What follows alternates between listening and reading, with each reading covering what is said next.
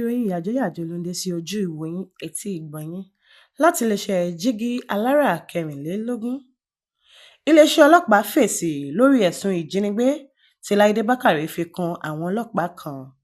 Lópin ọ̀sẹ̀ tó kọjá yìí ní gbajúgbajà òṣèré tíátà Láìdé Bákàrè fi gbé bọnu lórí ayélujára pé àwọn ọlọ́pàá Èkó dá òun dúró lọ́nà àìtọ́ látàrí pé wọ́n fẹ́ gba owó lọ́wọ́ òun. Nínú òpó fídíò tó fi sórí ìkànnì Instagram rẹ̀ ni Láìdé Bákàrè ti ṣàlàyé nǹkan tó ṣẹlẹ̀ láàrin òun àtàwọn ọlọ́pàá ní òpópónà Mile 12 ní ìpínlẹ̀ Èkó. Ó ṣàlàyé pé òun àti ọmọ òun ọmọ ọdún 14 ni àwọn jọ wà nínú ọkọ̀ tí àwọn lọ síbi ayẹyẹ ìgbéyàwó kan kí àwọn ọlọ́pàá tó dá òun dúró wípé òun gba ọ̀nà tí kò tọ́. Ó ní ọ̀kan nínú ọlọ́pàá bíi 15 náà fa òun bọ́lẹ̀ nínú ọkọ̀ pẹ̀lú bí òjò ṣe ń rọ̀ tí wọ́n sì gbé ọkọ̀ òun lọ pẹ̀lú ọmọ òun nínú rẹ̀.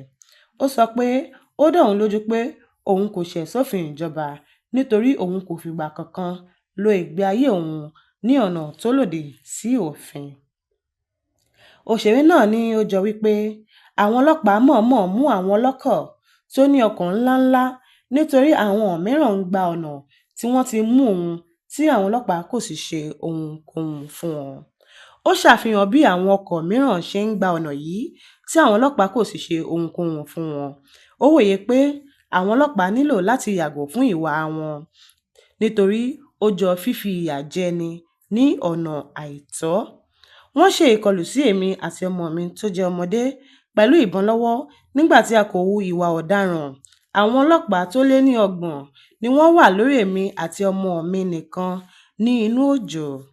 Bákan náà ni ọmọ Láìdé Bákàrè tóun náà wà nínú fídíò tí ìyá rẹ̀ ṣàlàyé pé níṣe ni ẹ̀rù ń bà òun nígbà tí àwọn ọlọ́pàá náà ń gbé òun lọ nínú ọkọ̀ ìyá òun. Ó ní òun kò rí ìyá òun bá sọ̀rọ̀ nígbà tí wọ́n ń gbé òun lọ nínú ọkọ̀ rẹ̀ nítorí inú ọkọ̀ náà ni àwọn fóònù ìyá òun wà.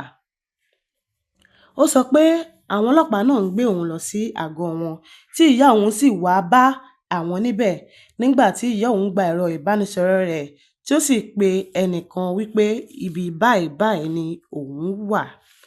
Ẹ̀wẹ̀, iléeṣẹ́ ọlọ́pàá ti fèsì sí ẹ̀sùn tí Láìdé Bákàrè fi kan àwọn òṣìṣẹ́ rẹ̀. Agbẹnusọ iléeṣẹ́ ọlọ́pàá ìpínlẹ̀ Èkó, Benjamin Hundeyin, nínú àtẹ̀jáde kan tí ó fi sórí ìkànnì ayélujára X rẹ̀, ó ní Láìdé Bákàrè ṣẹ̀ sófin tó de ètò ìrìnnà ní ìpínlẹ̀ Èkó ni wọ́n fi mú. Hundeyin ṣàlàyé pé Láìdé Bákàrè gba ọ̀nà BRT tí kò yẹ kó gbà ni àwọn ọlọ́pàá náà fi mú tí wọ́n sì jáwèé fún un láti sanwó ìtanràn tó yẹ. Ó ní Láìdé Bákàrè mọ̀ọ́mọ̀ láti má tẹ̀lé àwọn ọlọ́pàá nígbà tí wọ́n ń gbé ọkọ̀ rẹ̀ lọ sí ọgbà Lámátà láti san owó ìtanràn tí wọ́n fún un. Ó sọ pé lẹ́yìn tó san owó náà tán ni wọ́n dá ọkọ̀ rẹ̀ padà fún un àti àwọn dúkìá rẹ̀ láláì fọwọ́ kan òun tàbí ọmọ rẹ̀. Tó kì í dùn kó pọ̀.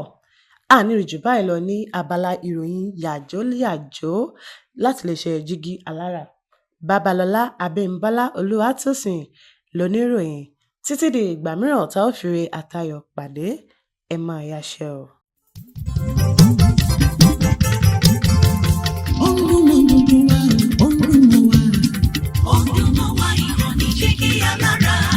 Jígí Alára, ìkànnì inú mọ́dúndún ẹsẹ̀. Ọ̀dùnmọ̀wá ìkànnì Jígí Alára.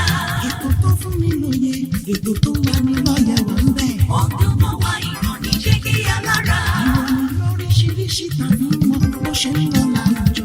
Ọ̀dùnmọ̀wá ìkànnì Jígí Alára. Ìkànnì Jígí Alára. Jígí Alára. Jígí Alára. Jígí Alára. Ìkànnì Jígí Alára 24, bàbá àgbọ̀n.